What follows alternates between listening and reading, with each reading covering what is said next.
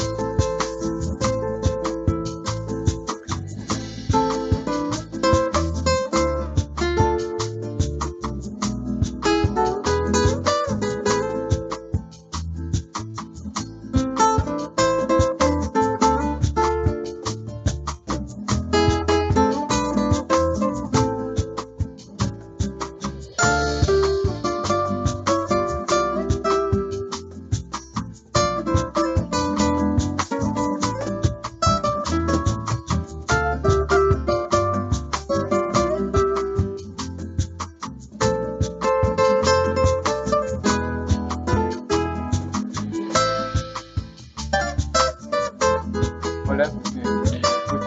Buenas noches a todos los amigos de Hoja de Ruta Radio. Bienvenidos a una nueva edición de La Vena Abierta sin pelos en la lengua. Hoy con dos invitados de lujo, realmente para despapallarnos, ahora sí, para afilar durísimo la lengua. Vamos a dar la bienvenida a nuestro querido amigo Guillermo, a quien le pedimos que le suba un poquito más a la cámara porque le vemos la mitad de la cara nomás. No tenga vergüenza, Guillito. A ver, salga nomás ahí. Está Eso. descuadrado, Villito. Está descuadrado, exacto. Por ahí será. Bueno, no se puede hacer mucho ya, ni con cirugía plástica. Bueno, bienvenidos todos, buenas noches a la audiencia que se empieza a conectar a Hoja de Ruta. Un gusto tenerles acá en la vena abierta, a Adrián y a Hugo. A ver si topamos algunos temas. Eh, Siempre tenemos novedades todos los días, o sea, entretenidos y pasamos, pero es un entretenimiento macabro porque el país está haciéndose cada día eh, más pedazos, diría yo. Estamos en una crisis realmente sin precedentes. Yo por lo menos no tengo idea, no tengo una referencia de cuándo pudimos haber estado en la situación que nos encontramos ahora como país. Bienvenido Adrián, bienvenido Hugo. Bueno, paso a darle la palabra al que primero hable. Bueno, eh, muy buenas noches. Para mí, Cecita, Guillermo y Hugo, compartir este panel realmente es un honor poder, como bien decían, afilar aquí la lengua y tratar algunos temas de esto que realmente, bien lo mencionaba Guillermo, no es una tragicomedia la que vivimos y que creo que cada día nos levantamos con novedades, lastimosamente negativas, debo también decirlo. Un saludo para todos quienes nos están viendo a través de Hoja de Ruta y muy gustoso de compartir con todos. Hugo, bienvenido. Buenas noches. Bienvenido nuevamente. Buenas noches, Cecita, Guillermo, Adrián, un gusto estar acá de nuevo. Y también una buena noche a quienes nos escuchan, ¿no? Sí, evidentemente el país está convulsionado. Y respondiendo mucho a la pregunta de Guillermo, creo que nunca en la vida del país, del Ecuador, hemos visto una crisis como la actual. O sea, ni siquiera en la del 99-2000, ¿no? O sea, posiblemente, según datos de la CEPAL, retrocedamos tal vez 2 o 3 veces de lo que retrocedimos en el 99. O sea, el impacto al PIB va a ser abrupto y eso implica crisis económica, crisis social, crisis política que le estamos viviendo y obviamente la imposibilidad de migrar. Muchos migrantes sostuvieron la economía con remesas. Bueno, hoy en día tal vez esa posibilidad esté heredada para muchos. Entonces el contexto es caótico. Realmente que sí. Para ir tapando un tema que es súper importante con Adrián, Le habíamos preguntado fuera de micrófonos y le habíamos dicho, bueno, ¿qué pasó con los infocentros? Porque se suponía que ya iban a firmar. La señora Moncayo dijo que ya estaba, que tranquilos, que no pasa nada, que se va a seguir con el convenio y los infocentros continúan adelante. ¿Ha sucedido eso, mi estimado Adrián, o qué es lo que o qué es lo que ha pasado? Bueno, necesita decirte que en el gobierno del Tren Playero, en el gobierno del Mundial 2030, en el gobierno de las 500,000, no sé cuántos cientos de miles de casas, nuevamente creo que hemos sido tomados, digamos, por no decirlo de manera grosera, burlados. Es nuevamente lo que ha acontecido con realmente todos quienes estamos en favor de políticas públicas como la de los infocentros. Estas políticas públicas en favor de las grandes mayorías, estas políticas públicas en favor de los más vulnerables, entendamos, detrás del proyecto de Infocentros hay más de 4.2 millones de habitantes. El día de ayer pude compartir un momento por temas personales, viajar cerca. Estaba a 1 hora y media de aquí, de la ciudad capital, en la parroquia Cristóbal Colón, en la provincia de Sáchila. Y es increíble que en tan corto tiempo tú puedas ya encontrar comunidades que están incomunicadas, poblados que no tienen una señal de celular, donde realmente es muy difícil que puedas conectarte a una banda ancha, menos aún pensar en datos móviles, como realmente parte de las, creo que, comodidades que vivimos en las grandes urbes. Y es ahí donde de manera hasta anecdótica tuve que ir a un infocentro para poder dar una entrevista, ¿Ya? Evidenciando así, primero, las grandes brechas y las inequidades que aún existen en el país. Y que si bien de alguna forma se ha avanzado, todavía carecemos muchísimo de este acceso, ni pensar aún en el tema de penetración de equipos. O sea, estamos hablando de que en nuestro país solamente 2 de cada 10 habitantes poseen un teléfono celular, lo que realmente sería descabellado en otras economías, tal vez de países que se encuentran en el mismo nivel de vías de desarrollo o que se encontraban hasta hace 3 años digamos, este nivel de vías de desarrollo, y que ahora nuevamente hemos retrocedido, ¿no? Queremos volver, como lo decía bien Hugo, hemos retrocedido tanto, y ayer yo me avergonzaba de este tema, lo mencionaba en la entrevista, decir, nos quieren retornar a que cuando nacemos en la ruralidad, todos quienes conocemos los profundos realmente avatares que se viven en las comunidades y parroquias rurales del país, estamos predestinados a la ignorancia o estamos predestinados al alejamiento de la tecnología. Pensábamos hace 3 años que esto se había acabado. Pensábamos que existía dentro de todas igual las falencias, igual todas las brechas que todavía existen y que se venían trabajando en el país, una luz de esperanza. Esas luces que se van apagando. Y una de estas es la de los infocentros, que hasta el día de hoy no se termina de firmar el convenio para que sigan operando.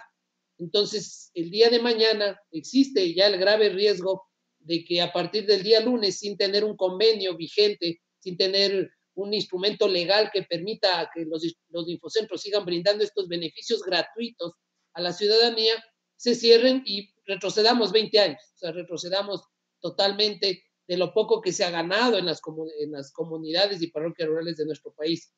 Es lamentable que los ofrecimientos no se cumplan, y creo que es parte de esa desinstitucionalización que vivimos en el país. De esa, también creo que, penoso decirlo, de esa falta de credibilidad de la palabra del gobernante.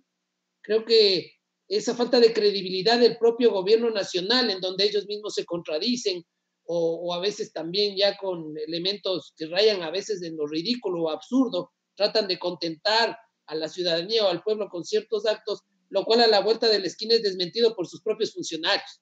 Y creo que de esto podríamos dar ejemplos, nos faltaría tiempo para realmente comentarlo, pero es parte, digamos, para mí, neurálgica y estructural del grave problema que vivimos en el país hoy por hoy.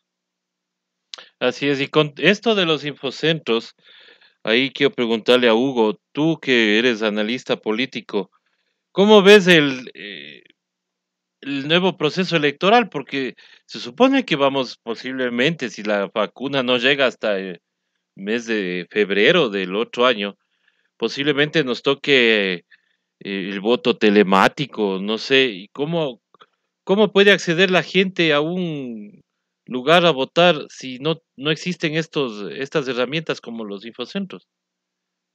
Lo que pasa es que al no haber estas herramientas, el voto va a ser sumamente selectivo, por decirlo así. O sea, van a votar solo aquellos que tengan el conocimiento adecuado o las herramientas adecuadas para votar. O sea, va a ser un voto selectivo para esa clase de gente o ese tipo de gente que tiene estas herramientas a la mano. Además de eso, tengamos en cuenta que lo más probable es que la campaña sea digital. O sea, inclusive hoy se pronunciaron desde el CNE aseverando que se están trabajando en cierto manual para una campaña digital. Lo más probable es que sea así. Y en ese sentido, mucho del voto va a depender también de la performance de los candidatos, de su adaptabilidad de los candidatos en este ámbito digital. Ahora, ¿cuál es el problema? Que tenemos una atomización de los partidos políticos y de los candidatos. Esta atomización, como bien ya lo habíamos dicho en la mañana, responde a que las élites del país no se ponen de acuerdo. Y como no se ponen de acuerdo, tenemos un montón de partidos políticos por ahí dando vueltas con sus propios candidatos. Y obviamente muchos no llegarán a la presidencia, pero no es el fin de estos partidos llegar a la presidencia, sino llegar a la asamblea. Desde ahí tendrían cierta representatividad. Ahora, en el ámbito electoral, partidario, en las elecciones que se vienen, eh, lo que no se está tomando en cuenta es que mucha de la periferia, mucha de la ruralidad del país va a quedar excluida. Y excluida porque no va a poder trasladarse, no va a entender inclusive cómo votar. Mucha de nuestra ruralidad, de nuestra gente que está en las periferias de la sociedad, no entienden qué es el Internet, no entienden qué es un voto telemático o un voto electrónico. Y lo que me preocupa del voto telemático o electrónico es la posibilidad de fraude. O sea, es mucho más fácil un fraude por esa vía que un fraude por la vía común y corriente que todos conocemos, la tradicional. Entonces, es el gran peligro de las elecciones que se vienen. Ahora, en cuestión de candidaturas, yo te diría que la mayor parte de candidatos, salvo los que aún no han salido a la luz, tienen esta tendencia hacia la vieja política. Es decir, que pertenecen a esta vieja política y por ende están acostumbrados a hacer campaña de forma tradicional. Entonces aquí veremos cómo se acoplan si es que lo hacen, porque muchos no lo van a hacer. Se van a quedar estancados ahí tal vez. Y eso también va a restar votos a gran parte de las facciones políticas que hoy en día están compitiendo por llegar al poder. Perdón, ahí yo sí quisiera poner un punto de aclaración, se podría decir. En realidad, vincular a los infocentros con el tema electoral no creo que sea la mejor idea. Yo creo que desde la ciudadanía y especialmente desde las organizaciones políticas lo que debería prevalecer es la defensa de unas elecciones con el voto presencial. Ya lo han hecho otros países en plena pandemia y prácticamente no ha pasado nada. Ahí tenemos ejemplo República Dominicana. Entonces, yo creo que el tema infocentros va mucho más allá de estar pensando que es únicamente un mecanismo que nos va a servir para lo electoral. El infocentro para mí es un tema que tiene otras implicaciones que creo que debería aclararles en ese sentido un poco más a Adrián, que es el especialista en el tema. Sí, bueno, yo me quisiera retrotraer un poco al concepto de las elecciones generales como tal en el país. Creo que vivimos, y no me atrevo, creo que me quedo corto con este comentario, creo que en el país vivimos momentos oscuros. Realmente el escenario que nos plantea el gobierno y a la encrucijada que nos están metiendo, digamos, a los ciudadanos, es primero que nada a votar por los candidatos que el gobierno quiera. ¿Ya?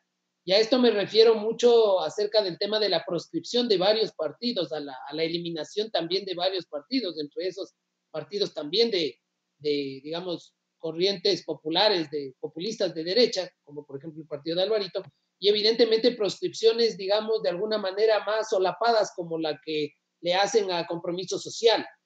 en donde lo que va a pasar seguramente es que le van a extender el tiempo hasta la medida de que no se puedan inscribir los candidatos de la organización, que también es una forma, digamos, en el argot popular, una manera tapiñada de proscribir a un movimiento de una tendencia política como tal.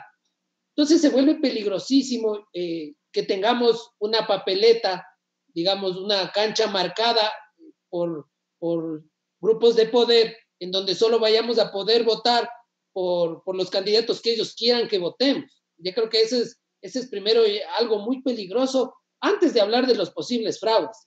Yo concuerdo con Hugo que la posibilidad de un fraude en el tema telemático es muchísimo más alta que lo que puede ser en un tema presencial con la gente ahí.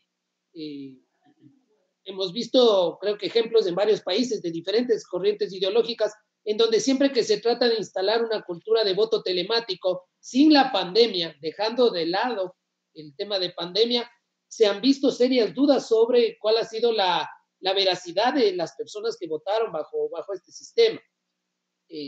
Con la desconfianza que tenemos los ecuatorianos acerca del gobierno y sus instituciones como tal, no se diga un CNE que hay que recordar de dónde viene, ¿no? Viene de una pelea entre los propios consejeros en donde se han sacado los cueros al sol durante estos últimos años, donde tenemos 2 consejeros de minoría abiertamente, digamos, apoyando a un candidato como tal, y tenemos, digamos, una mayoría, entre comillas, que se moviliza también de acuerdo a sus intereses y también de acuerdo a las presiones externas, porque las decisiones que han tomado creo que han sido realmente estas imprecisiones y estas contradicciones en sí, creo que nos denotan ya un escenario catastrófico en función de la confianza que necesitamos los votantes el momento de realizar las elecciones como tal. En el tema ya de lo que tiene que ver con los infocentros, bien lo decía Guillermo, los infocentros definitivamente van mucho más allá de pensar que sean un instrumento para realizar un voto telemático. Para mí definitivamente sería un error gravísimo tratar de instaurar un voto telemático obligatorio en una ruralidad en donde solo tenemos un 38% de cobertura a nivel nacional. Sería algo realmente ilógico dentro de todo el esquema ya operativo como tal. Y después de esto, claramente está el proyecto en sí, que es un proyecto que viene trabajando desde hace 10 años, que lo que comenzó en su momento como el acercamiento de la tecnología, el acercamiento de la conectividad en favor del mejoramiento de la calidad de vida de las personas, hoy por hoy se volvió transversal. Entonces, en un infocentro las personas ya no solamente encuentran el conocimiento en lo que tiene que ver con el Internet y el uso de la computadora. Tú vas hoy por hoy a un infocentro y encuentras más de 25 servicios ciudadanos, de lo que debería ser realmente el gobierno electrónico en favor de la calidad de vida de las personas. Encuentras trámites como el SRI, Ban Ecuador, el propio registro civil, que los puedes realizar. Y esto es importantísimo entenderlo no solamente desde la posibilidad de hacer el servicio en tu propia comunidad, sino también de todo el gasto y todo el ahorro de tiempo que le das a los ciudadanos de las parroquias rurales que no tienen que viajar a ciudades principales, a cabeceras cantonales, a Quito, a Guayaquil para realizar los trámites y que ya lo pueden hacer desde sus propias comunidades. Además también de un desarrollo, digamos, intrínseco que se realizan en las comunidades y parroquias rurales, porque en los infocentros también se generan empleo, se genera capacitación, se genera incubación de emprendimiento. 22,000 emprendimientos es más o menos el registro que tenemos de negocios que se han generado en las parroquias rurales. Y esto es importante porque fortalece la propia economía rural. Una economía rural que realmente ha tenido décadas que no ha sido tomada en cuenta. Entonces, creo que ese nuevo país, creo que lo nuevo que debemos construir tiene que partir con la inclusión de la ruralidad dentro de este esquema. No podemos seguir manteniendo un sistema donde el agricultor siga siendo empobrecido, siga siendo explotado por los intermediarios. No podemos permitir que la ruralidad esté excluida de los avances tecnológicos que generan conocimiento, mejoramiento en temas agroindustriales y muchas otras cosas más que desenvuelven generar el conocimiento en las propias comunidades. Yo les doy el ejemplo, el Salinerito es uno de los emprendimientos que se ha generado a través de un infocentro comunitario, en la comunidad de Salinas, donde también es imposible lograr una conectividad. Entonces sí se puede hacer. El problema es tener políticas públicas que permitan que estos beneficios se traduzcan en cambios en la matriz productiva y que apoyen desde la ruralidad a ese fortalecimiento de la economía nacional. Claro, por eso es lo importante, la importancia de los infocentros y la importancia de que siga y continúe este proyecto. Eh, Hugo, ¿cómo ves tú este retroceso que ha tenido el gobierno o querer retroceder justamente sin tener ningún tipo de proyección, de planificación? Estamos viendo que están destruyendo todo. ¿Tú crees que esto haya sido un plan específico o simplemente es algo que es una falta de gestión de este gobierno o es un plan establecido? Y yo creo que el gobierno actual responde a intereses mucho más grandes. O sea, y en esto eh, responde mucho al interés geopolítico, ¿no? O sea, las hegemonías hoy en día que se están peleando, eh, la consolidación del poder económico, son China y Estados Unidos. Obviamente Rusia, bah, varias más, pero la pugna real está entre China y Estados Unidos, ¿no es cierto? Hace unos cuantos años, 2017, China empezó a meterse en el canal de Panamá. Esto ya lo dije en la mañana, pero voy a volver a decir de nuevo porque es importante tenerlo en Ujú. cuenta, ¿no? O sea, China se mete en el canal de Panamá, empieza a generar inversiones en Panamá. En 2018, 2019 se le para a China, inclusive se para la construcción de una embajada que iba a estar a un costado del canal de Panamá. Se para la construcción de un tren veloz que se iba a construir para conectar el centro con la parte norte. Bueno, separan megaproyectos, inclusive proyectos de generación de energía eléctrica. Se los para de golpe porque Mike Pompeo viaja a Panamá, habla con el presidente panameño y bueno, la presión hace que ceda y se paran las inversiones. ¿Por qué? Porque gran parte del canal de Panamá está en manos de inversionistas chinos. Hoy en día vemos que la famosa diplomacia del barbijo empleada por China ha creado todo un contexto en el cual China está metiéndose poco a poco con donaciones, con mecanismos de incentivo a la economía en los países sudamericanos. Obviamente, obviamente esto molesta bastante a la superpotencia y toma una arremetida. Entonces, la realpolitik manejada por Estados Unidos se torna mucho más agresiva. Y parte de esta agresividad es mantener gobiernos bastante alineados a su política. Entonces tienes lo que pasó en Bolivia hace poco, ¿no? Lo de Áñez. Tienes un completo alineamiento en el Ecuador con los capitales financieros, con Egas y con Lazo. Obviamente la facción de la producción, la facción de estos capitales productivos fue relegada. El último gran relegado fue Otto Sonnenholzner, ¿no? Que renuncia, se va y están peleados por allá, el impedimento de la candidatura de Novoa y tanta cosa más. Entonces, si vemos quién está manejando el gobierno, es Fidel Egas. ¿Quién ha votado con el gobierno en todo este periodo? Es Lazo. Entonces, todos estos grandes capitales financieros están influyendo en cómo se ha llevado la política en el país. Y esta política de corte neoliberal, de corte o sea, tiene bastante de esta teoría del goteo, que muy, muy popular en los años 80, 90, da cuenta de cómo se ha manejado, da cuenta de cómo el gobierno hoy en día quiere mantenerse alineado a esos intereses sin importar cuánta popularidad tenga, cuánta popularidad pierda.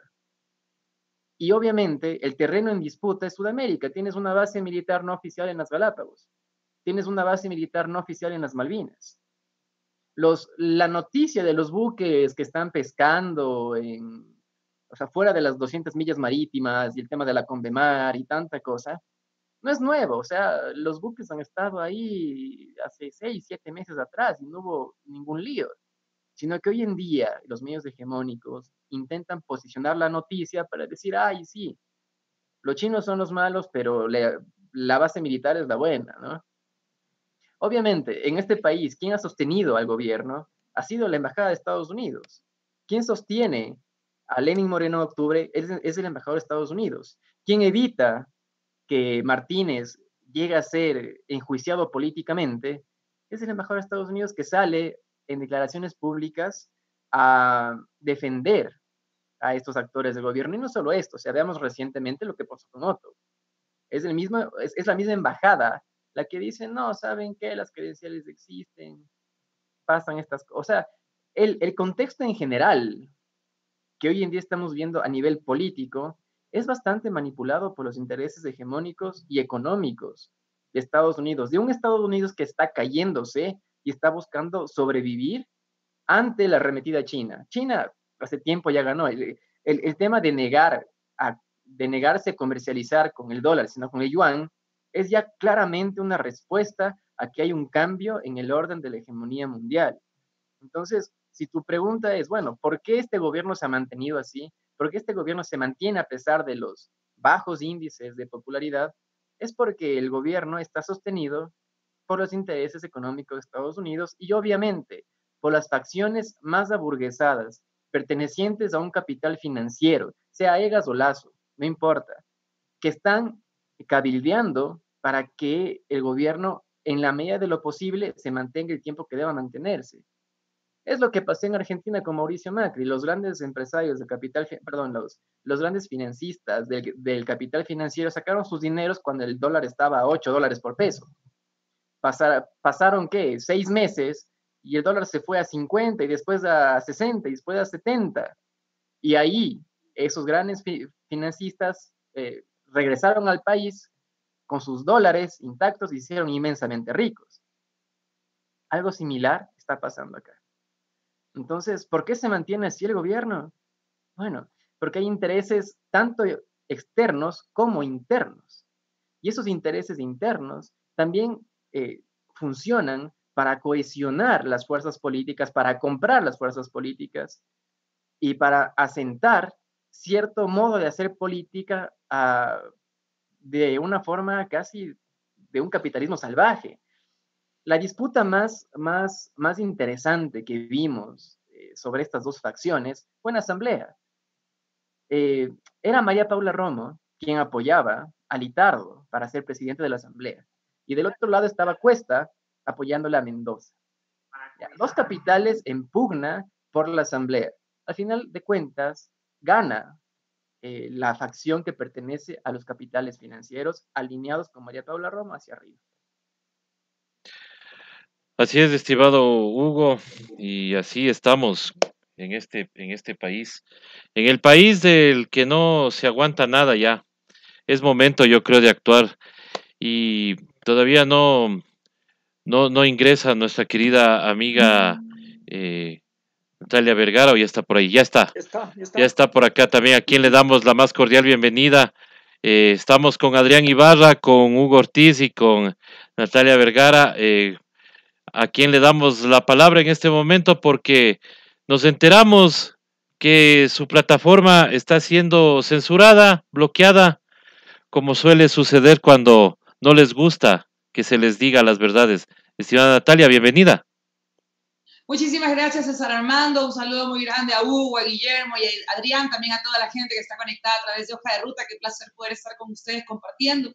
La verdad que la fuerza que hacemos las plataformas digitales para poder llegar con una información que no tiene el sesgo del poder que se manejan a través de los medios de comunicación tradicionales son los que van a hacer el cambio en la forma de hacer política, ya no desde ahora, sino se viene haciendo ya desde hace algún tiempo, pero el día de hoy con más fuerza que nunca.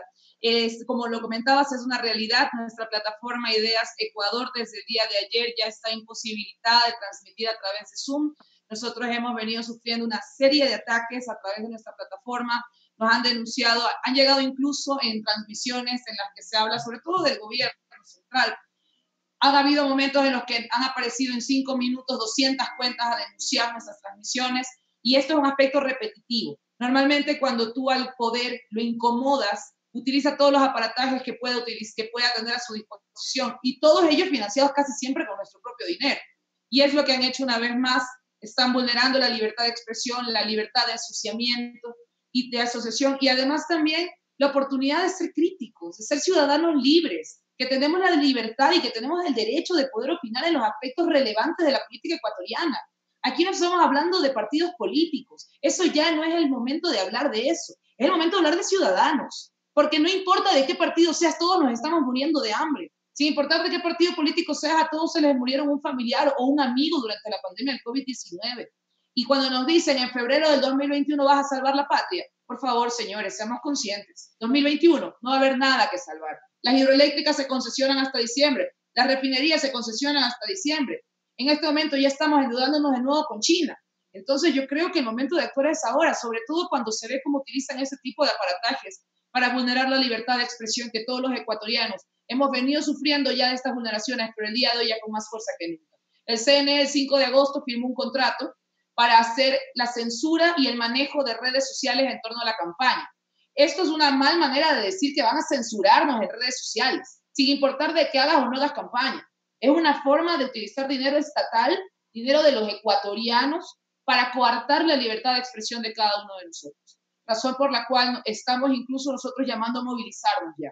No es el momento de quedarnos en redes sociales, ya hemos hecho todo lo que hemos podido a través de las redes, pero cuando encima te vulneran en ese espacio, ya es el momento de salir a las calles y es la opinión que nosotros tenemos. Gracias también, si es posible, más adelante en otra entrevista, la próxima semana, expandirnos un poco. Yo en este momento, gracias a la invitación de ustedes por permitirme igual, y también para mostrarme su respaldo, que eso es importantísimo. Sentir que no estamos solos en esta lucha creo que es lo más importante, porque la desunión solamente le interesa a los poderes de facto que pretenden tenernos hundidos más tiempo. Sí, Nata, en realidad acá en Hoja de Ruta, primero solidarizarnos contigo, con el medio. A nosotros también hemos sufrido ciertos ataques en esta última semana.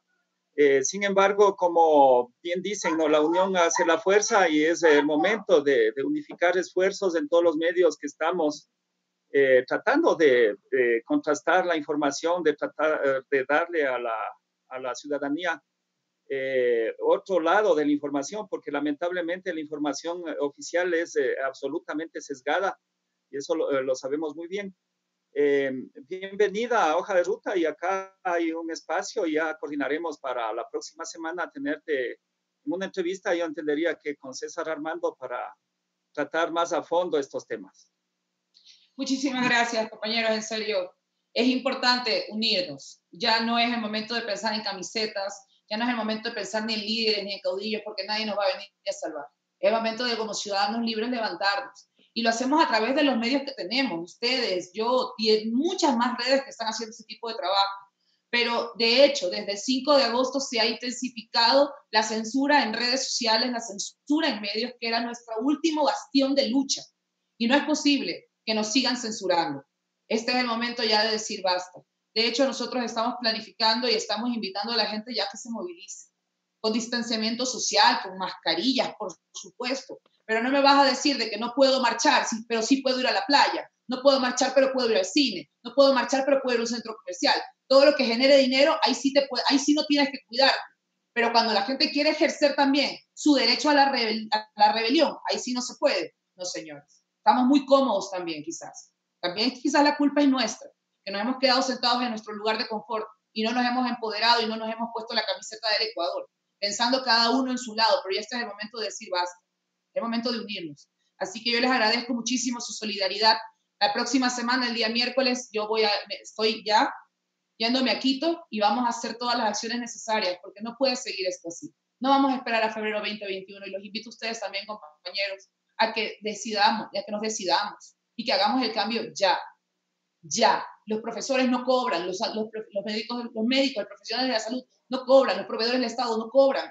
¿En febrero qué? ¿Vamos a tener cadáveres más que llorar? No, señores, no, señores. Y lamentablemente eso no le gusta al poder. Al poder no le gusta que lo incomoden. Y por eso es que censuran nuestras plataformas. Así que ya es el momento de decir basta y ponerle un alto por fin a todo esto que está sucediendo. Y de corazón, como ciudadana, como persona, como mujer, les agradezco que también este tipo de espacios muestren solidaridad, porque así es como vamos a poder hacer cambios relevantes para el Ecuador. Así es, mi estimada Nata, nosotros desde un principio pues te brindamos el espacio con mucho gusto. Y sí, nosotros también hemos estado llamando al a la movilización, al cacerolazo, hagamos algo, pero hagamos algo Pero ya. salgamos el día Exacto, miércoles. vamos el miércoles, salgamos el miércoles, señores, 3 de la tarde en la tribuna de los Chiris. Esto es, o sea, estamos hablando de la capital de la República, estamos hablando de ecuatorianos, ¿desde cuándo vamos a nosotros? ¿Qué ecuatoriano no tiene la valentía de salir a reclamar por sus derechos?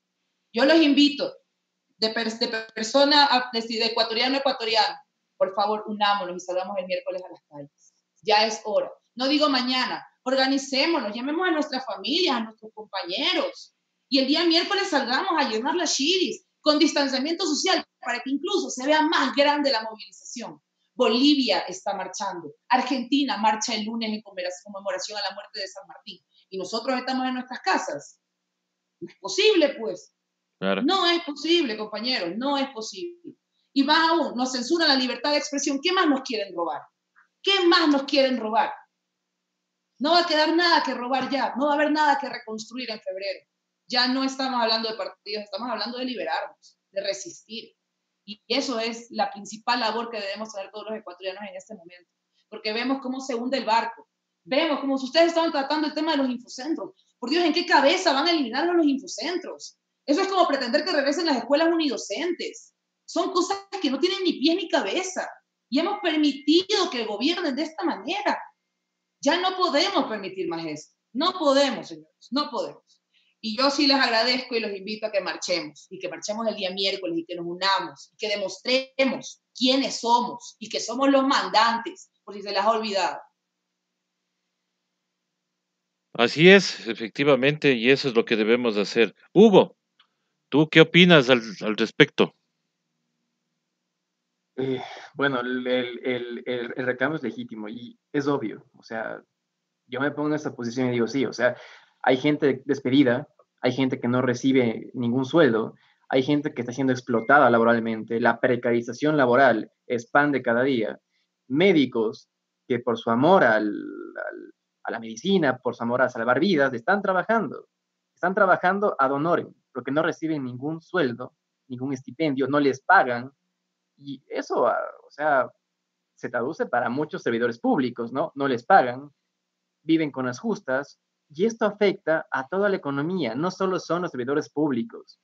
El pequeño comercio, la pequeña tienda del barrio, si no tiene quien le compre, quiebra. La señora que vende balanceados para gallinas y para perros y para gatos, para lo que sea, si no hay quien le compre, quiebra. O sea, es todo una cadena. Y si no nos damos cuenta de esto, yo sé que muchos de nosotros estamos asustados aún por la pandemia, estamos aún asustados por la represión que es notoria del gobierno. Pero en este punto, en estas circunstancias, en no hacerse presente, también es ser parte del problema. Exacto. Yo entiendo muy bien que hay cierta apatía a la política. Pero si no hacemos nosotros política en las calles, si no hacemos política nosotros yendo directamente a reclamar, nos están haciendo y nos están haciendo mal, y nos están haciendo una pequeña parte de esta sociedad que se llama Ecuador, una pequeña parte de gente adinerada, de gente con ciertos beneficios, inclusive muchos de ellos los han heredado, ¿no? Nos están haciendo la política que debería ser para todos y lo hacen solo para ciertos grupos. Entonces, creo que aquí el punto está justamente en tener en cuenta como ciudadanos, ya no es cuestión de ser político o no ser político, sino como ciudadanos, que el país se nos lo están llevando. O sea, el país está yendo a pique. El país está a punto de quebrar. Y si no hacemos nada, si nos quedamos aquí viendo mientras la gente muere, porque todo esto nos ocultan, ¿no? O sea, el control en redes sociales, lo que Foucault llamaría el panoptismo, o se podría llamar inclusive el panóptico digital, está presente, es real. La información está oculta. Cuando pasó lo de Guayaquil, lo recordarán muy bien, de repente, de un día al otro, cuando fue el lío en CNN y tanta cosa, de repente se ocultaron las informaciones al respecto de los muertos, de los cadáveres. ¿Y quién hizo esto? El gobierno. Inclusive salieron documentos, papers, que demostraban cómo la injerencia del gobierno estaba presente en las redes sociales para impedir que estos videos se viralicen a nivel mundial y nacional. Este mismo sometimiento pasa hoy en día. Y por eso mucha gente está tranquila en sus casas mientras se le mueren familiares. Mucha gente está tranquila en sus casas mientras todos nosotros, y me incluyo, tenemos gente contagiada o gente muy cercana que murió. Gente que no puede irse a un hospital porque se rompió la pierna, porque no hay atención. O sea, el contexto es caótico y la mortalidad es elevadísima. No es lo mismo morirse en Ecuador que morirse en otro país, en Alemania. Es totalmente distinto. La tasa de mortandad acá es altísima en comparación de los países del primer mundo porque aquí el Estado, el gobierno, no hace caso. Preferimos pagar los bonos 2020. Preferimos perder en la licitación esto con los tenedores de deuda para que nos demandaran. En la jugada de casino del señor Martínez. Exacto, o sea, preferimos arriesgarnos a esas escaramuzas nada beneficiosas mientras la gente se muere de hambre, mientras la gente está siendo sometida a un régimen dictatorial. Yo decía hoy en la mañana, o sea, este régimen es tal vez el peor régimen de la historia, ni siquiera se parece en lo más mínimo a cualquier dictadura militar que hayamos tenido en el país. No se parece en nada, en nada. Y es justamente por esto, porque lo hacen sin escrúpulos. La persecución es sin escrúpulos. Y aquí yo creo que va a llegar el punto en que los ciudadanos nos demos cuenta que nos estamos yendo por la borda y sea hora de salir. Sea hora, en Colombia lo han hecho. No solo en Colombia, en varias partes del mundo lo han hecho. Inclusive, a ver, los anti-cuarentena lo hacen. O sea, se dan cuenta del contexto. La gente que no cree en la cuarentena y tanta vaina sale a manifestarse. ¿Por qué no es legítimo que la gente que está defendiendo sus derechos salga a manifestarse? Salga a decir, ¿saben qué, señores, gobierno? Tengo hambre, no me pagan, mis hijos no tienen educación. El tema de los infocentros es gravísimo, obvio que es gravísimo. El tema del analfabetismo digital, que va a ser muy utilizado si el voto es digital después en el 2021, también, o sea, es parte de una ruptura total de la democracia. Lo que nos falta hoy en día, que lo tuvieron las generaciones pasadas, es justamente el saber ganarnos nuestros derechos, el saber reclamar nuestros derechos. Y creo que hoy en día, en este momento, en este punto, es hora de salir y reclamar esos derechos que nos los están quitando. Exacto. Derechos que mis padres, que mis abuelos, que mis bisabuelos se ganaron en las calles, nos lo están quitando. Además, también es importante agruparnos, porque, por ejemplo, hay tanta inequidad y hay tantas falencias en este momento, pero todos los esfuerzos son totalmente, o sea, son independientes el uno del otro, que no consiguen hacer una fuerza real. Entonces, tenemos a los doctores colgando batas por un lado, tenemos a los docentes reclamando por otro lado. El cierre de los infocentros es algo terrible, por ejemplo, y si sumamos y sumamos, son muchos focos, pero que ya es necesario agruparlos, porque no estamos hablando de o le pagan al doctor o le pagan al profesor o que no cierren el infocentro. Estamos hablando de que todo el desgobierno que estamos viviendo nos tiene hundidos en la miseria y en la pobreza. La gente está ganando $220 de sueldo, 220 y recibe educación de mala calidad, que es la educación virtual que están recibiendo. Mientras vemos que se concesionan deudas a la banca de 1.400 millones por SDI, mientras que vemos a Claro le condonan una glosa de 120 millones, mientras vemos que el crédito Reactívate Ecuador es una total mentira, mientras vemos que Juan Carlos Ceballos sale a mentirle al país diciendo que tenemos la tasa más baja de Latinoamérica de muertes por millón de habitantes. Estamos en un sinfín de mentiras que nos tienen hundidos y es necesario ya todos los que estamos inconformes con esto unirnos. Una gran marcha con los profesores, con los docentes, con todos los perjudicados, que en este punto somos todos los ecuatorianos. Es que somos todos, Adrián. Nata, pero también pensar en que lo que le hacen al profesor me afecta a mí, lo que le hacen al médico también me afecta a mí. Nos afecta a todos. Directamente involucrado. Todos estamos sufriendo las consecuencias, todos, especialmente en lo económico. Bueno, voy a darle el paso a Adrián porque él creo que ya mismito se nos va. Sí, tiene otro compromiso. Adrián, adelante. Primero yo quería solidarizarme totalmente con Natalia y creo que la peor cara de la descomposición social del país y de la descomposición a la que este gobierno nos ha llevado, creo que es la cara de la desinformación y también de la censura que se pueden vivir, y más en las plataformas. Creo, y aquí nada más un paréntesis, solamente regímenes totalmente de extrema autocracia tienen estas cultura de censurar en redes sociales. Hay un tema internacional que se llama la paridad tecnológica, que evita justamente la censura a través de redes sociales. El contenido en redes sociales por naturalidad tiene que ser libre y espontáneo, con las reglas de cada una de las redes, pero libre y espontáneo para que la ciudadanía se pueda expresar. La neutralidad tecnológica solamente la hemos visto abolida en sociedades como la norcoreana. O sea, a ese nivel estamos llegando, creo que de represión contra quienes levantan la voz, como bien lo decía Natalia. También concuerdo totalmente que es momento de tomar acción y dejar también esta pasividad a la que me sumo al comentario. Creo que el gobierno y los medios de comunicación masivos en este país, grandes culpables de toda esa desinstitucionalización y de todo el desgobierno que hemos vivido y que realmente parte desde el inicio del gobierno, ¿no? Esto no es que ahora estamos viendo algo que se radicalizó, no, creo que nos han ido dosificando, creo que lo que sí han sido y parte de las jugadas maestras, entre comillas, del gobierno, es ir dosificando el tema, ¿no? Ir dosificando también las decisiones y tapándolas con escándalos o con shows mediáticos que realmente ya se han vuelto de un nivel hasta cinematográfico, ¿no? Lo que vimos esta semana, independientemente del concepto que tengamos del expresidente Bucaram, raya en lo cinematográfico, pero ya de un nivel burdo, o sea, porque sabemos que no va a pasar, creo que en eso los ciudadanos estamos claros, pero el gobierno trata de tapar toda esta serie de sus propios problemas, basado en su propio nivel de corrupción, que ya es un tema rampante, y lo siguen tapando con estas cortinas de humo.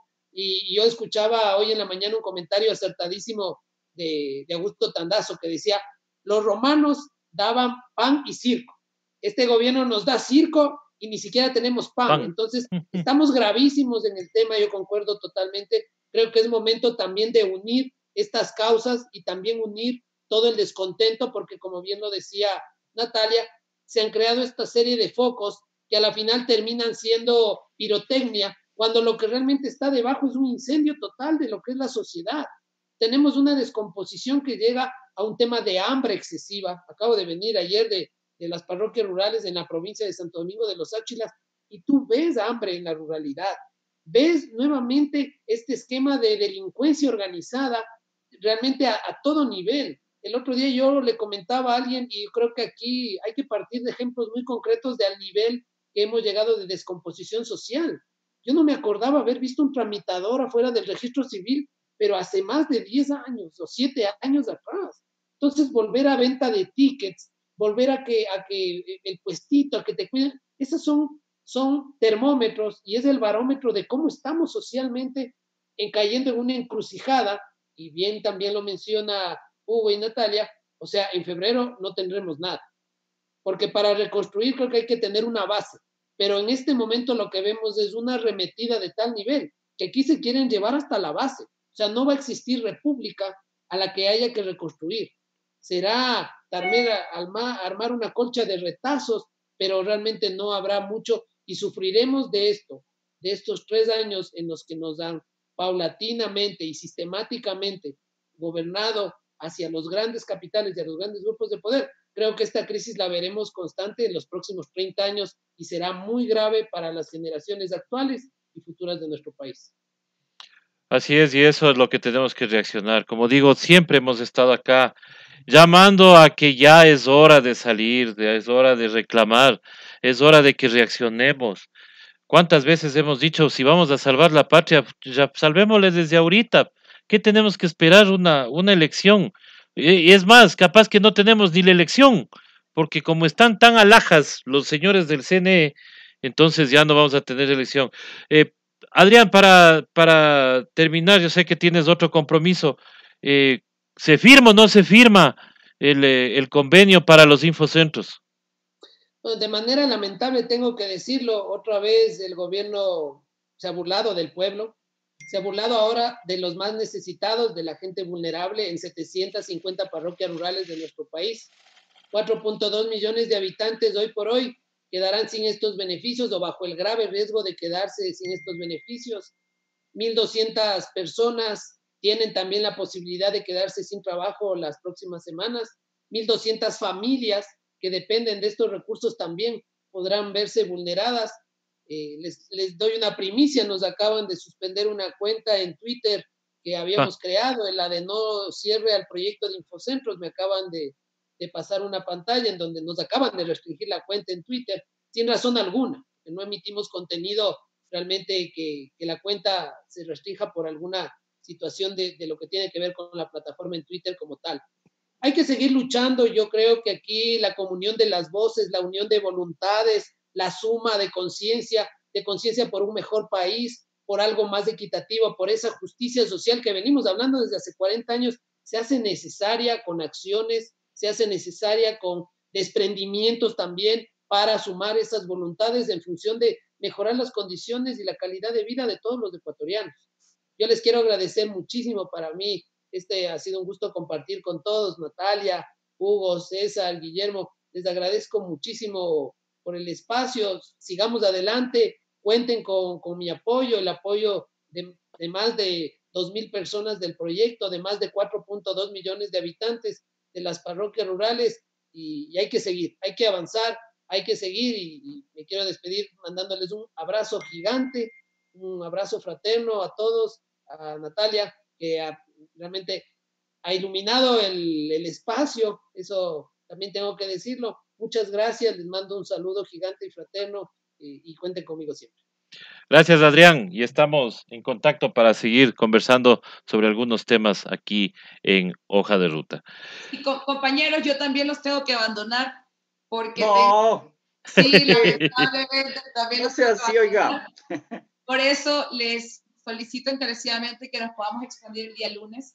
Y Adrián, antes de que te vayas, te comprometo a que marches con nosotros el día miércoles. Compromiso a las 3 de la tarde en la tribuna de los Chiris. Marcharemos todos. Esa es la fórmula, esa es la visión, y yo les agradezco encarecidamente que muestren su solidaridad y que demostremos juntos que podemos unirnos, que eso es lo que primero que tenemos que comenzar, somos nosotros uniéndonos y demostrándonos que podemos hacerlo. Sí, compañeros, yo les agradezco muchísimo este espacio desde el fondo de mi corazón, tener mi página sin acceso a postear a través de plataformas, solamente con transmisión celular es la única forma en la que puedo salir ahorita, pero sin embargo voy a seguir en la lucha, y yo agradezco que ustedes también lo sigan haciendo. La lucha es difícil, nos van a seguir cerrando, pero por eso es que no podemos seguir que esto avance. Así que, compañeros, muchas gracias por este espacio, se los agradezco en el alma. A la orden, y te esperamos el día lunes, mi querida Nata. Estarás acá en Hoja de Ruta en el programa Otras Voces. Muchísimas gracias. Chao, compañeros. Chao. Chao, Adrián. Muchísimas gracias también. Chao. Listo, bueno, continuemos. Nos abandonaron, Ben. Nos abandonaron. Pero bueno, la idea es que continuemos con el programa. Y claro, bueno, ahora vamos a otros temas igual. O sea, es que el asunto es que aquí todo nos indigna. O sea, nos indigna que no paguen sueldos, nos indigna que saquen un comunicado diciendo que están cumpliendo cuando pagan recién unas liquidaciones del año 2018 para la gente de los medios públicos.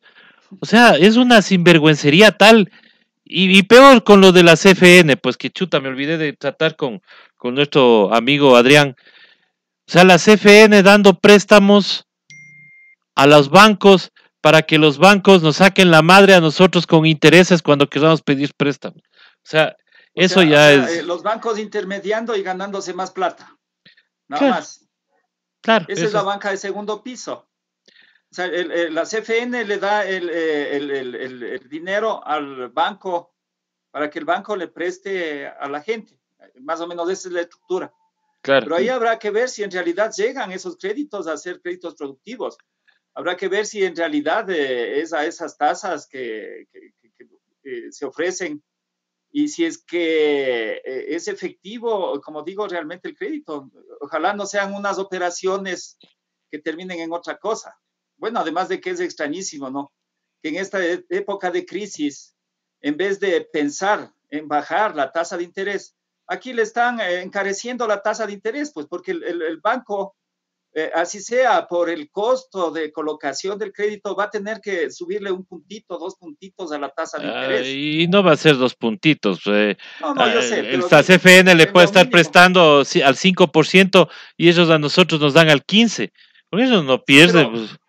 pero es que en dólares un puntito es bastante, pues acordémonos o Pero el, comparemos las tasas de pero el, interés de otros pero el países en banquero, por eso te dólares. digo, el banquero no tiene escrúpulos y ellos pondrán la tasa de interés que les dé la gana. Ahora, Hugo, retomando lo que habíamos hablado en la mañana y teniendo en cuenta de que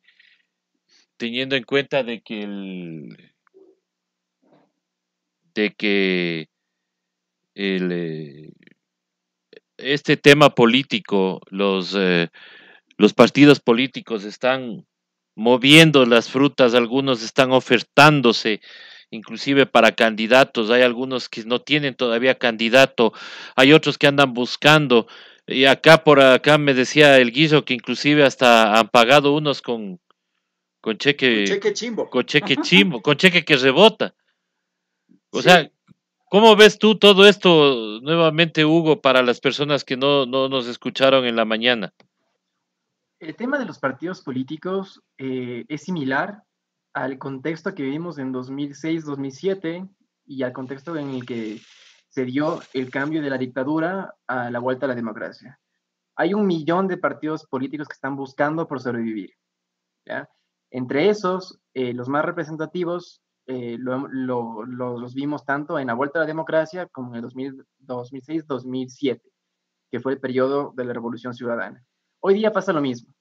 Hay partidos políticos que están tan deslegitimados, que pertenecen a la política anterior, a tal punto que están buscando a toda forma sobrevivir.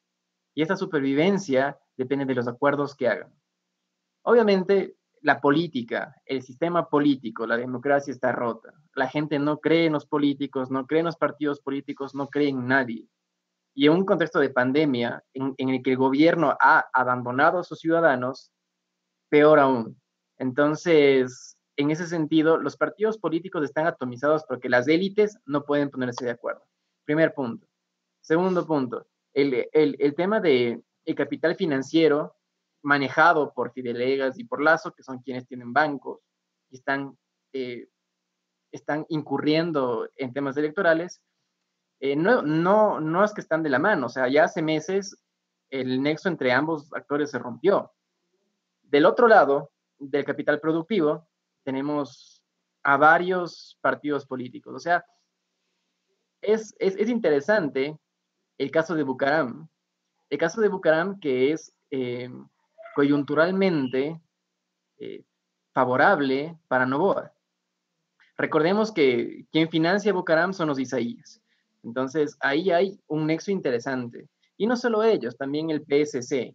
¿No? Aunque suena extraño, estas facciones ya se han aliado antes. O sea, si recordamos el pacto de la regalada gana, que se dio en el Congreso en los 90s, el PRE, el Partido Rodocista Ecuatoriano, que era de Bucaram, colabora con el Partido Social Cristiano, a tal punto que se reparten el Congreso. O sea, tenemos un primer presidente que es del PSC y tenemos al vicepresidente que es del PRE. O sea, se reparten la asamblea. Muchas veces se ha dicho que son enemigos y tanta vaina, pero hoy en día, porque como están las cosas, sería interesantísimo, o está, más bien dicho, esta disputa en la mesa. Los capitales productivos, con los Isaías, con los Noboa, inclusive se podría decir que parte de Nebo también está por ahí, versus Fidelegas y Guillermo Lazo. Ahora, ¿esto afecta a los partidos políticos? Sí, obviamente. ¿Afecta a la izquierda en general? Sí, obviamente. La izquierda hoy en día está debatiéndose entre quién va y quién no va. Y está totalmente miope, porque el correísmo, por ejemplo, el correísmo quiere ser la fuerza de izquierda, pero no entiende que es la izquierda o es el frente de izquierda o es el Gran Acuerdo Nacional de Izquierda quien debe contener al correísmo. este gran acuerdo nacional... Pero Hugo, disculpa una digresión, pero el correísmo es izquierda. O sea, sí nos hemos preguntado eso muchas veces. No sé, yo creo que ahí hay algunas respuestas que de pronto a la gente no le gusta. ¿El correísmo es de izquierda? Esa es la pregunta que yo lanzaría. El correísmo llega a las elecciones en 2006 acompañado por diferentes facciones políticas. No es de izquierda ni de derecha, te diría yo, porque el correísmo, a ver, el correísmo en 2006 entra como un gran acuerdo nacional, apoyado por quiénes, por Pachacutic, apoyado por el MPD, apoyado inclusive por algunas facciones afines a Noboa, ¿no? Isabel Noboa, apoyado por fuerzas políticas como el Partido Socialista, que hoy en día se pasaron a la oposición o son oposición al correísmo. Entonces, el correísmo llega como un gran acuerdo nacional que lo que hace es irrumpir en escena con la figura de Correa, porque recordemos que el candidato en 2006, el candidato preferido de las élites de izquierda, era León Roldós. O sea, inclusive Red, que era el partido de León Roldós, se reúne en la sede de Pachacutic con la ID. Se reúnen estos actores y dicen, bueno, vamos a sacarle a León Roldós por la izquierda. Ya, la izquierda en este país es más un membrete. No somos Argentina, que hay un peronismo, hay una izquierda bastante ideologizada. No. En el Ecuador, nunca ningún partido político ha funcionado por mucho tiempo con ideología. Y esto lo pueden comprobar desde la época de la colonia. O sea, un ejemplo básico. El famoso Velasco Ibarra se negó a tener ningún partido. Dijo, no, yo no quiero ningún partido. Caudillo. Vamos con García Moreno, misma postura. No quiero ningún partido, caudillo. Eloy Alfaro, lo mismo. Y así sucesivamente. Los partidos de hoy en día, después de la vuelta a la democracia, son más membretes políticos. Si uno se pregunta, ¿la Revolución Ciudadana son un partido de izquierda? ¿Son un movimiento de izquierda real? ¿A qué ideología responden? ¿Al socialismo del siglo XXI estamos seguros? Porque inclusive el famoso creador del socialismo del siglo XXI, Estefan, él le dice, bueno, ¿saben qué? Hay ciertas cosas que yo puse acá y no están bien puestas, entonces las sacamos. O sea, el famoso ideólogo del socialismo del siglo XXI, años después, reformula la ideología. Y eso no impacta acá. ¿Ya? Entonces, ideológicamente, ¿qué es ser de izquierda para la Revolución Ciudadana? Porque dentro de la Revolución Ciudadana tenemos un abanico de posturas. Tanto los Pachas, Pachacutic, tanto el famoso MPD, el Partido Comunista, el Partido Socialista, presentaban distintas versiones, inclusive la ruptura de los 25, ¿fue el nombre? 25. 25, sí, iba a decir 21. No, los 25. De los 25. Aunque ahora son sí. como 4 o 5 nomás. Sí. Entonces, yo creo que siempre fueron esos 4 o 5. Claro, todos ellos le apoyan al correísmo para llegar en 2006, 2007. Y esto no es nuevo. O sea, si vamos al contexto de la vuelta a la democracia, el CFP, Concentración de Fuerzas Populares, que de hecho se supone que el candidato en ese tiempo iba a ser Don Assad Bucaram, el tío de Abdalá Bucaram. Pero bueno, Velasco lo exilia y después la dictadura militar le pone una cláusula que, o sea, se suponía que debía ser hijo de mamá y papá ecuatoriano para poder competir. Con eso le eliminan la candidatura y ¿qué hace Don Assad? Le apoya a Jaime Roldós. Y Jaime Roldós hace una alianza con la democracia popular o la democracia cristiana en ese tiempo, que es Osvaldo Hurtado. En la segunda vuelta, porque el proceso dura 18 meses, ¿no? En la segunda vuelta electoral, Sixto Durán Ballén le ponen por poco presiones, le amenazan de muerte para que no compita y el proceso electoral se elimina. Pero Sixto dice, no, apoyémosles y les apoya. Aquí hay otro contexto de gran acuerdo nacional. En el 2006, 2007 hay otro contexto de gran acuerdo nacional. Hoy en día debería estarse apostando a un gran acuerdo nacional, pero ninguna fuerza política en lo que llamamos izquierda es capaz de tener esa coherencia política para poder unirse, unificarse. El correísmo lanzó este frente UNES. ¿Qué es UNES? UNES son los mismos panas con diferente nombre. El que una postura un poco más opuesta ha presentado ha sido Jairala con Centro Democrático, y eso por un asunto coyuntural de la consulta. Pero de ahí, o sea, los mismos panas de siempre. El problema acá es que el correísmo se autodefine como una fuerza de izquierda, pero más bien debería ser a la inversa, que la izquierda aglutina a las diferentes fuerzas políticas, incluyendo al correísmo. Ese gran acuerdo nacional ya se hizo en Argentina. Cristina Kirchner, ¿qué hace? Se lanza a las elecciones como vice, pero también pacta con Sergio Massa, quien votaba con Macri, y también pacta con Alberto Fernández, quien fue el jefe de campaña de Florencio Randazzo, contrario a Cristina en las elecciones al Senado en 2017. O sea, el Frente de Todos de Argentina es un frente de diferentes que se definen como peronistas o como de izquierda. Acá no podemos hacer eso porque la mayor parte de partidos de izquierda o que se definen de izquierda están a la derecha. O sea, la ID, por ejemplo, la ID no fue quien llevó a Suero a la asamblea. La ID no votó la ley humanitaria. La ID no propuso un nombre de Creo Suma para ser el primero o segundo vicepresidente de la asamblea. O sea, hay coherencia política acá. La idea es un partido de izquierda real. Y no solo la idea, o sea, y así puedo referirme a... Bueno, a la idea le gusta hacerle marchar a cada rato al general Moncayo. O sea, hacerle regresar a su estado de soldado raso, más o menos. Oye, Hugo, pero en realidad, ¿y entonces para qué sirven los partidos políticos? ¿Es solamente un membrete para hacer negocio? O sea, sería una pregunta tal vez dura, pero yo tengo esa impresión de que hoy por hoy las organizaciones políticas en el Ecuador, diría, casi sin excepción, no conozco excepción, son organizaciones para hacer un negocio de la política.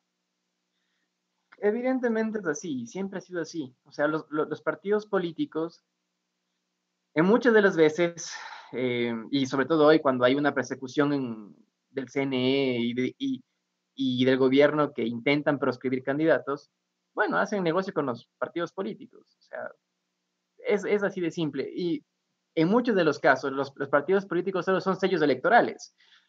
¿Y por qué te digo esto? Porque el sistema de partidos, o sea, a ver, aquí va un análisis un poco politológico. El sistema de partidos está roto, porque un partido, o cualquier partido, debería representar a sus ciudadanos. Pero los partidos no representan a sus ciudadanos. ¿Por qué? Porque prima la ley de hierro de la oligarquía. ¿Qué quiere decir esto? Que el jefe del partido, el secretario nacional, el presidente del partido, forma un círculo cerrado, un círculo rosa en el partido. Y solo los allegados, panas, amigos, conocidos de este círculo rosa se disputan las candidaturas. Porque la democracia interna es un mito, porque la democracia interna no existe en los partidos políticos del Ecuador. Porque quienes votan son panas conocidos, gente con la que se habló antes, inclusive son gente de ese momento que ni siquiera han sido militantes, y te votan porque ya te propusieron desde arriba. Entonces, estamos votando la ciudadanía la propuesta impuesta por los partidos políticos. Y aquí mi distancia tal vez con el panelista anterior, porque no es que el gobierno nos impone, sino los partidos políticos, la rancia oligarquía de esos partidos políticos nos imponen una oferta electoral. Entonces, si queremos ser democráticos, bueno, empecemos porque estos partidos políticos fenezcan y se creen nuevos, un poco más representativos, más democráticos, que permitan la participación. Mucha gente se pregunta, bueno, es que hoy la gente no quiere participar en política. Bueno, ¿no será que tal vez los partidos políticos le cierran la puerta en la cara y dicen, no, pan, o sea, así tú seas capaz, tengas una maestría en, no sé, ciencia política? No eres orgánico. No eres orgánico. ¿Cómo voy a ser militante? ¿Cómo voy a ser militante si me pasé 10 años estudiando afuera? ¿Se entiende? Claro, Entonces, claro. es súper complicado el tema de los partidos políticos porque, primero, no representan a una gran fracción de la sociedad y, segundo, son solo sellos electorales que sirven para la campaña y nada más. Y las élites los mantienen ahí vivos porque sirven para hacer alianzas o sirven para lanzar candidatos que a ellos les convenga. Así de simple.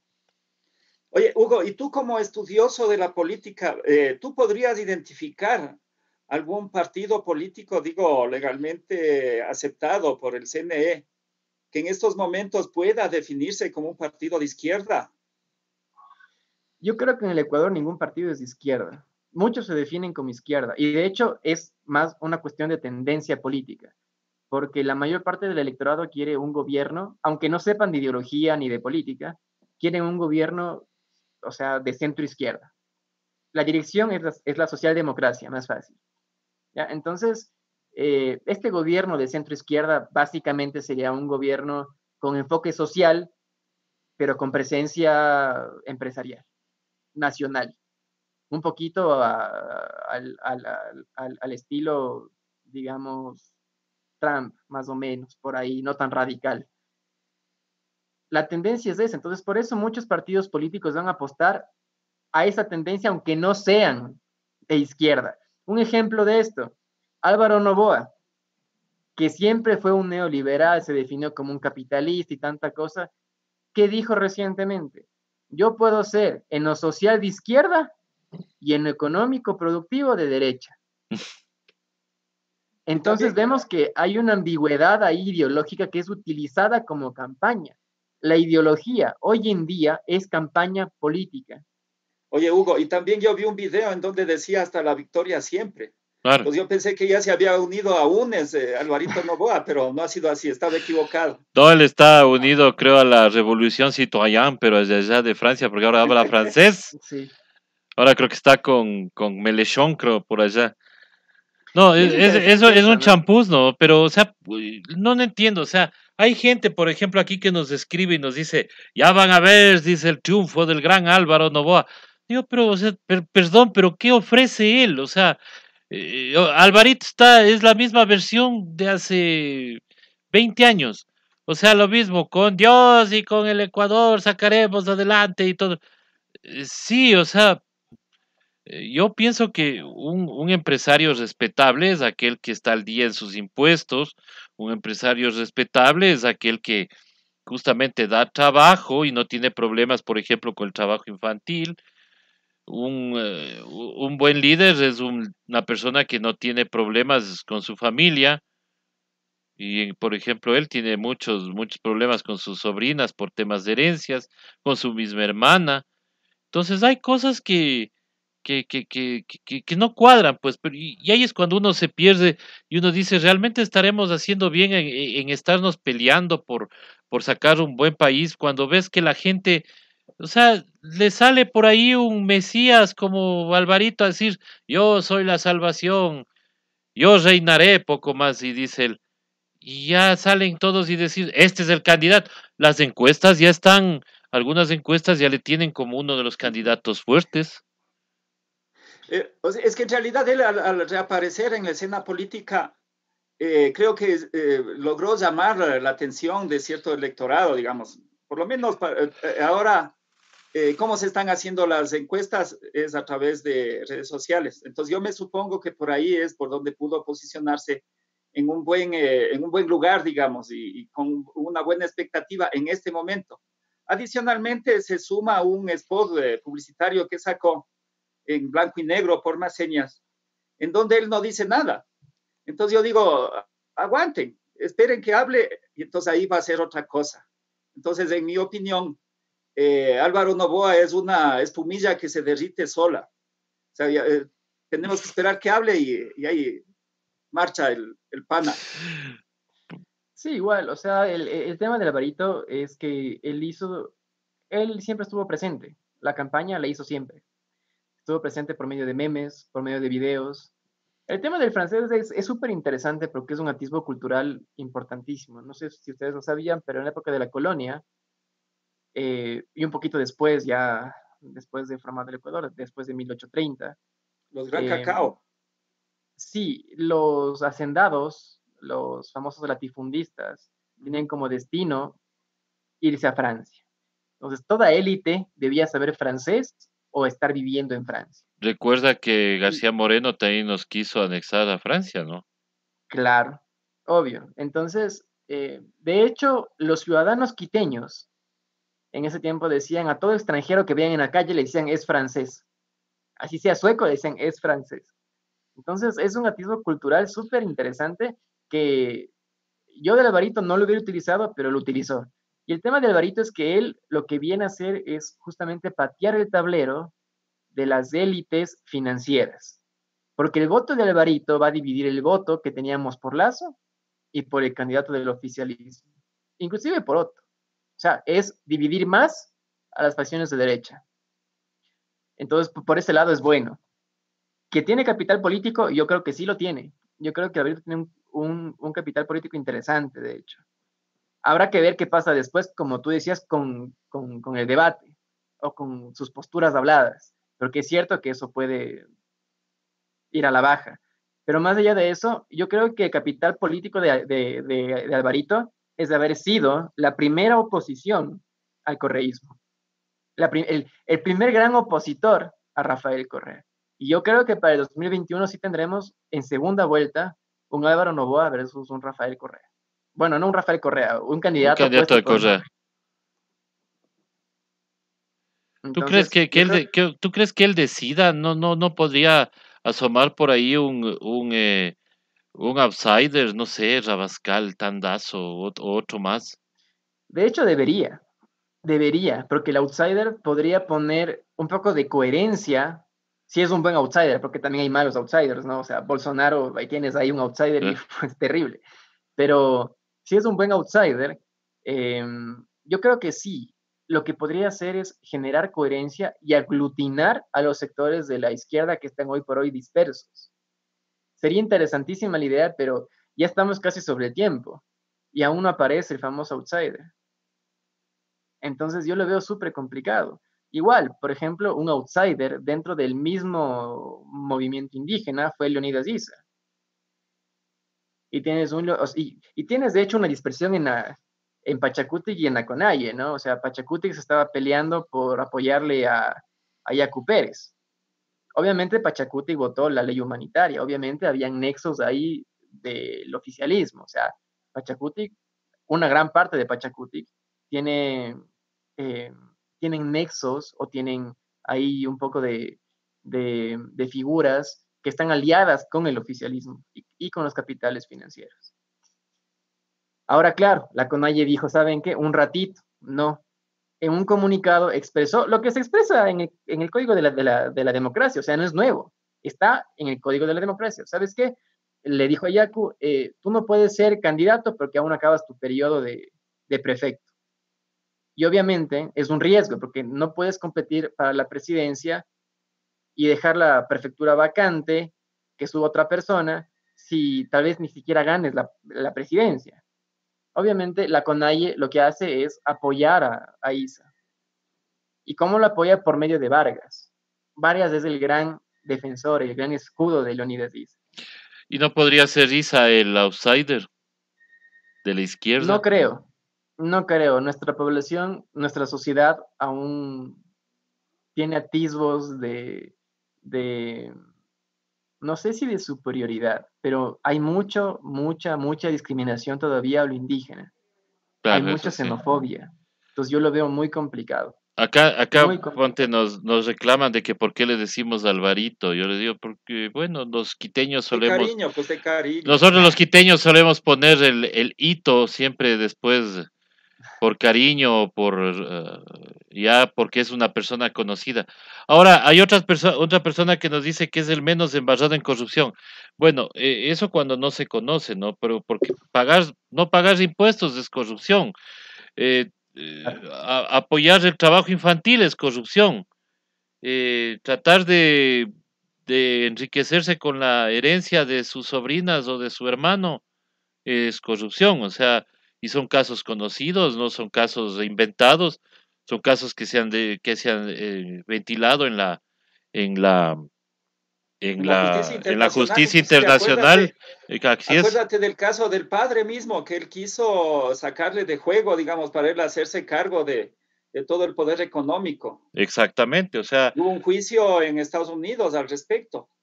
exactamente. Entonces, no es conocer cuando se dice que no está embarrado de corrupción. O sea, vámonos ubicando. Por eso es que nosotros, para poder emitir un comentario, pues debemos conocer justamente lo que pasa. Ahora, También hay un error conceptual, César y Hugo, que a veces estamos queriendo ubicar la corrupción solamente en los actos que tienen que ver con el gobierno. Pero corrupción está en todos los ámbitos de la vida, pues, y ese es un grave problema que creo que está quejando al mundo, a toda la sociedad, diría yo, porque corrupción hay en grande y en pequeño. Hay en el corrupción público y muy privado. grande que de pronto no se la ve, ¿no? La corrupción, por ejemplo, del perverso sistema financiero internacional, eso es una corrupción inmensa. O sea, corrupción, renegociar deuda en estos tiempos, eso, ¿qué más acto de corrupción quieren? Entregar el dinero a los tenedores en vez de atender a la gente, evitar que mucha gente se muera, porque yo estoy seguro que si el gobierno hubiera actuado responsablemente, haciendo la inversión en salud, muchas vidas se hubieran salvado. Sin embargo, dejaron que esas vidas se extingan por simplemente hacer los negocios con la banca internacional. Entonces, corrupción hay, como digo, en todos los ámbitos, pero también en lo pequeño. Corrupción en nuestro cotidiano quehacer, digamos, porque a veces, bueno, saltarse un semáforo, no respetar la fila, eso también es corrupción. Entonces sí creo que algún rato deberíamos abrir un programa y un debate para hablar sobre este tema de la corrupción de manera más amplia. Creo que ahora no lo vamos a topar porque si no se nos va el programa solamente en el tema.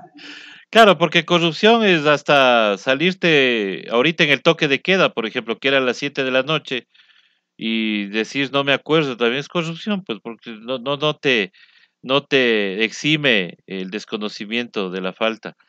Entonces, Y hablando, por ejemplo, ujú. ahí hay un nexo súper interesante que tal vez no lo tomen en cuenta y es que Noboa tiene nexos con los Bucaram, ¿no? O sea, recordemos que Noboa fue candidato del PRE. Ya recordemos que el papá de Noboa, Luchito Noboa, yo sé que no les gustan los hitos, pero, o sea, el don Luchito Noboa Luchito. apoyó la dictadura militar. Álvaro Noboa también estuvo de funcionario en el gobierno de Bucaram. Claro, fue presidente de la Junta Monetaria. Claro. Entonces, no es que es de menos corrupto. Yo creo que el tema no pasa por ser menos o más corrupto, sino por no ser corrupto. Ahora, o sea, no importa si eres menos, eres corrupto. Es así de simple. No hay un menos o un más. No, menos o más. Seas corrupto. Ahora, pero ¿por qué la gente, mira, aquí en el Ecuador siempre, o sea, yo no entiendo, o sea, votar por un banquero que te roba todos los días, que hay que decir las cosas como son. O sea, vas al cajero, 35 centavos, vas a pedir un estado de cuenta, 35 centavos, no te das cuenta, te han bajado $6 que ya te han renovado el plástico y millar de cosas que hay que pagar en el banco. Y después te enteras de que el banco recibe plata de tus impuestos o de lo que vas a tener que pagar como deuda para que ellos te presten a ti la plata.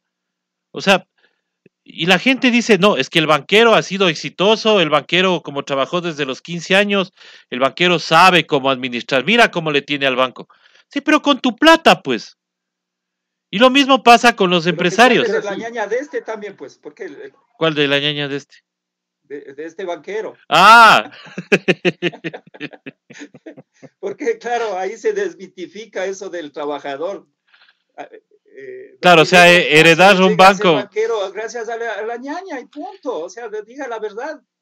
O sea, no claro. Tampoco. Claro, o sea, él llega. A la ñaña, no, para que después él pueda ser banquero. O sea, esa fue la suerte de Lazo, que tuvo a su hermana, que se casó con alguien que tenía un banco. Y lo mismo pasó con Alvarito, que Alvarito heredó todo lo que hizo su papá. Porque yo, personalmente, de lo que he visto, conozco, reviso, y con ex empleados y todos los demás, quien hizo la fortuna fue su padre, pues, don Luis Noboa Naranjo. él es el que les deja ubicados a todos. Después, claro, obviamente, doña Isabel y su grupo Novis, pues se separan, justamente se separan es porque quieren guardar sus intereses del lagarto que es Álvaro, ¿no? Ya para no decir Alvarito, ya. Entonces, por eso se separan. Pero Álvaro quebró el banco de crédito. Álvaro cerró como 7 empresas de su padre porque no las supo administrar. Y ahí quien administraba era doña Silca Sánchez y su padre. Ellos eran los que sabían administrar. Así que digamos las cosas como son. Pero digo, y la pregunta era, ya me fui de más, pero la pregunta era, Hugo, ¿por qué crees que la gente cree que los salvadores están en los empresarios y en los banqueros? Yo creo que el tema pasa por dominación. O sea, hay un término que se llama dominación cultural, que tiene que ver cómo las diferentes élites, cómo los medios de comunicación, por ejemplo, nos adoctrinan por medio de imágenes o sugestiones. Entonces, en el Ecuador, al menos en los últimos tiempos, eh, los medios de comunicación han presentado una idea, un prototipo de empresario exitoso, de empresario generador de empleo, de empresario sujeto que puede ir de la nada a tener una millonada en el banco. Y no es así. Justo hoy en la mañana decía, bueno, es que los empresarios no son empresarios porque solitos llegaron a ser empresarios, sino porque había gente detrás que les apoyaron, o por último, gente detrás que consumía lo que los empresarios producían. O sea, la fuerza real de la economía no está en los empresarios, está en el consumo de la gente, está en que la gente tenga dinero para consumir y para dar fuerza a ese gran motor que llamamos economía. Entonces, ahí está la diferencia. Ahora, obviamente, y esto no es solo del Ecuador, o sea, el mismo Hollywood, las películas que hemos visto en los últimos años, que alguien que era muy pobre pasa a ser rico. Uh-huh. Es parte de esta dominación cultural que básicamente nos dice que toda aquella persona que nació pobre, sin un centavo en el bolsillo, puede llegar a ser empresario de la noche a la mañana, si se esfuerza y lo hace. Este mito neoliberal, muy deudor, no sé si leyeron o si escucharon alguna vez de La rebelión de Atlas, de Ayn Rand, que es una escritora famosísima estadounidense, que habla sobre la autosuperación del empresario y tanta cosa. Toda esta forma de pensar es impuesta por un sistema capitalista estadounidense que lo que busca, al fin de cuentas, es la autoexplotación del individuo. O sea, pasamos de ser individuos explotados por mil gentes a ser autoexplotados. ¿Por qué? Porque mediante estímulos presentados por los medios de comunicación tradicionales o por las películas o por lo que sea, decimos, mira, el empresario que está ahí llegó de la nada, se hizo solito. Y como se hizo solito, yo también voy a hacer eso y me voy a esforzar. Y en vez de trabajar 6 horas, 8 horas, trabajo 12, 15 horas. Y me paso la vida trabajando, autoexplotándome por mi deseo de ser exitoso, y tal vez nunca llegue a ser exitoso. Porque no es cierto que los empresarios se hacen solitos de la noche a la mañana. Y viene una pandemia y Chaolín. Y botó todo el sistema, exacto, todo el sistema, le dio un patazo al sistema en el que habíamos vivido tanto tiempo. O sea, el sistema de creencias hizo cortocircuito con la pandemia. ¿Por qué? Porque el modelo capitalista, tal como lo habíamos vivido, demostró no ser la panacea, no ser el modelo perfecto por antonomasia, al contrario, demostró sus fallas en falta de inversión en hospitales, por ejemplo, en falta de inversión pública, sus fallas en el contexto del libre mercado. ¿El libre mercado en serio nos hubiera salvado de la pandemia? Yo no creo, porque en España tú tenías hospitales que estaban despidiendo gente y cerrando para salvar lo que tenían, o sea, el capital que tenían, y para no verse inmiscuidos en los temas de la pandemia. Acá tenemos puro hospital privado, que, o sea, como bajito necesitas unos $70,000 para salir medio bien del COVID, si es que te da. Y nada de inversión en los hospitales públicos de salud. Ni siquiera les pagan los sueldos.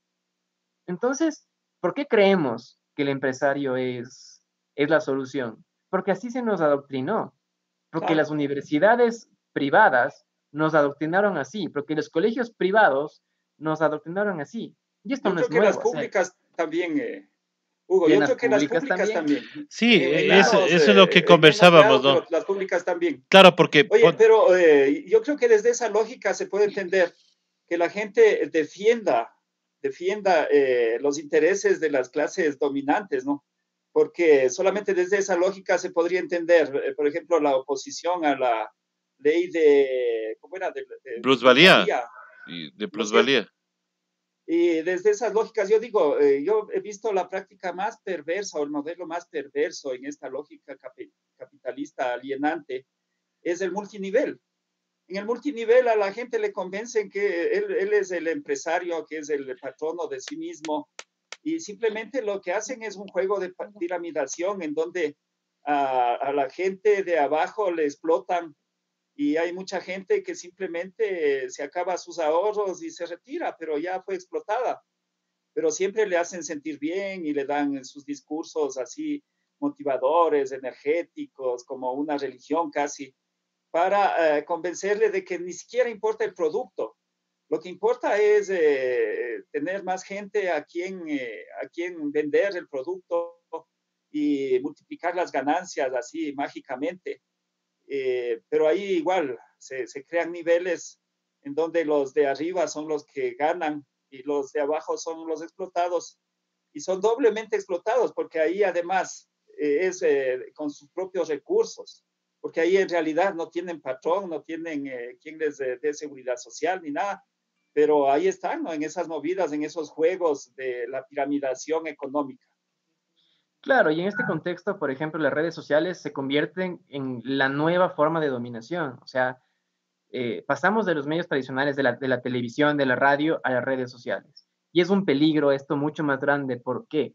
Porque nos enfrentamos a la posverdad, que son verdades dichas a medias o son mentiras dichas como si fueran verdad. Entonces la gente se cree cualquier cosa. Y como vivimos tan imbuidos en este sistema, te dicen, bueno, ¿sabes qué?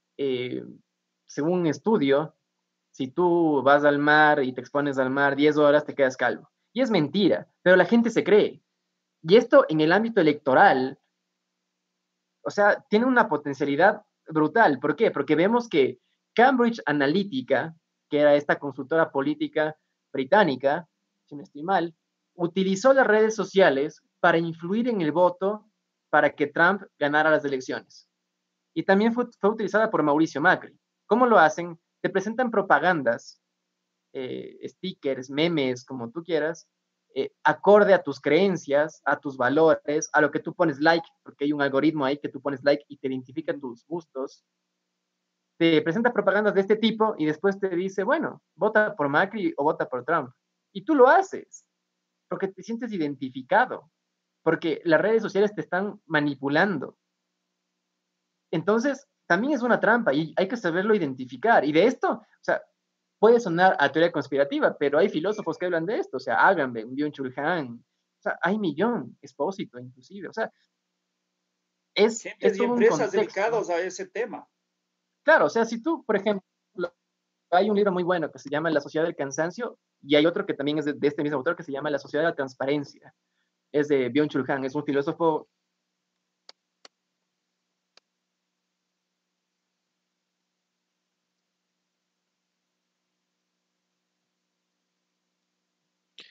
Creo que se nos Y frizó te el... habla de lo allá, mismo, ya. te habla de lo mismo, te dice que las redes sociales son una trampa y lo que impera en las redes sociales es la sociedad de la transparencia, porque todos quieren ser felices a costa de evitar el dolor y la realidad de la vida, porque creemos que en las redes sociales exponernos es hacernos reales. No estamos viendo que la realidad está fuera de las redes sociales. Entonces, todo el mundo sube fotos en la playa, disfrutando la vida, sonriendo, pero en la vida real puede que sea totalmente distinto. Y por eso las redes sociales lo que hacen es igualarnos a todos. Todo el mundo quiere ser feliz, todo el mundo quiere ser feliz y exitoso en las redes sociales. Todo el mundo. tenaz, realmente. Y eso se lo recomiendo. Habrá que revisar. Habrá que revisarle. Bueno, queremos agradecerle a Hugo Ortiz. Sabemos también que él tiene otro compromiso.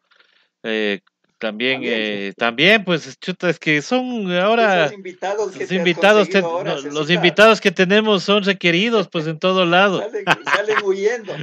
No No, sale sí muy está bien. bien, no, en broma nomás. Más bien, muchas gracias, Más bien, Hugo, muchas por gracias, Hugo, por estar atendernos. acá.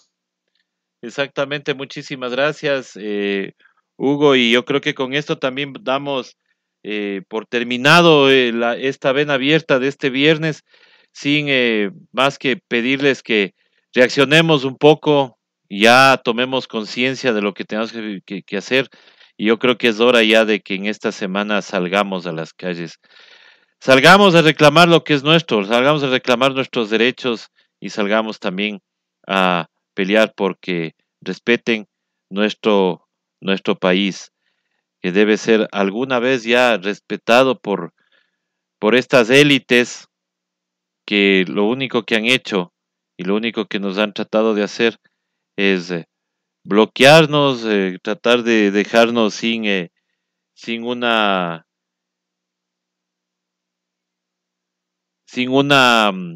educación y sin el hecho de que podamos seguir adelante. Así es que yo les agradezco a Guillermo, a Hugo y a todos los invitados que estuvieron con nosotros hoy.